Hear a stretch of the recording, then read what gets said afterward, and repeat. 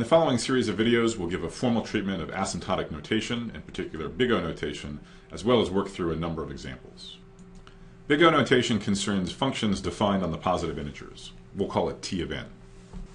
We'll pretty much always have the same semantics for T of n. We're going to be concerned about the worst case running time of an algorithm as a function of the input size n. So the question I want to answer for you in the rest of this video is, what does it mean when we say a function T of n is big O of f of n? Where here f of n is some basic function like, for example, n log n. So I'll give you a number of answers, a number of ways to think about what big O notation really means. But for starters, let's begin with an English definition. What does it mean for a function to be big O of f of n? It means eventually, for all sufficiently large values of n, it's bounded above by a constant multiple of f of n. Let's think about it in a couple other ways. So next I'm going to translate this English definition into a picture, and then I'll translate it into formal mathematics. So pictorially, you could imagine that perhaps we have T of n denoted by this blue function here, and perhaps f of n is denoted by this green function here, which lies below T of n. But when we double f of n, we get a function that eventually crosses T of n and forevermore is larger than it. So in this event, we would say that T of n indeed is big O of f of n.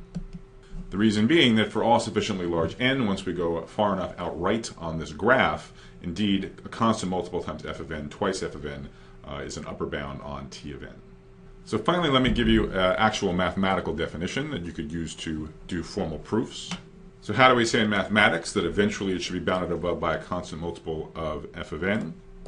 We say that there exist two constants, which I'll call c and n naught, so that T of n is no more than c times f of n for all n that exceed or equal n naught. So the role of these two constants is to quantify what we mean by a constant multiple and what we mean by sufficiently large in the English definition. C obviously quantifies the constant multiple of f of n, and n naught is quantifying sufficiently large. That's the threshold beyond which we insist that c times f of n is an upper bound on T of n. So going back to the picture, what are c and n naught? Well, c of course is just going to be 2, and n naught is the crossing point. So if we look at where 2 f of n and T of n cross, and then we drop the asymptote, this would be the relevant value of n naught in this picture. So that's the formal definition. The way to prove that something's big O of f of n, you exhibit these two constants, c and n naught, and it better be the case that for all n at least n naught, c times f of n upper bounds T of n. One way to think about it, if you're trying to establish that something is big O of some function, it's like you're playing a game against an opponent, and you want to prove that this inequality here holds, and your opponent wants to show that it doesn't hold for sufficiently large n. You have to go first. Your job is to pick a strategy in the form of a constant c and a constant n naught, and your opponent is then allowed to pick any number n larger than n naught.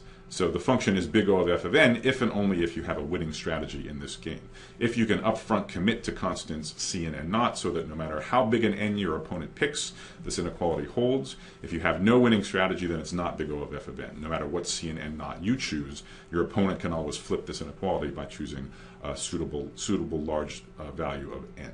I want to emphasize one last thing, which is that these constants, what do I mean by a constant? I mean they are independent of n. So when you apply this definition and you choose your constants c and n naught, it better be that n does not appear anywhere. So c should just be something like 1,000 or 1,000,000, some constant independent of n. So those are a bunch of ways to think about big O notation. In English, you want to have a bound above for sufficiently large numbers n. I've shown you how to translate that into mathematics. I give you a pictorial representation and also a sort of game theoretic way to think about it. Now let's move on to a video that explores a number of examples.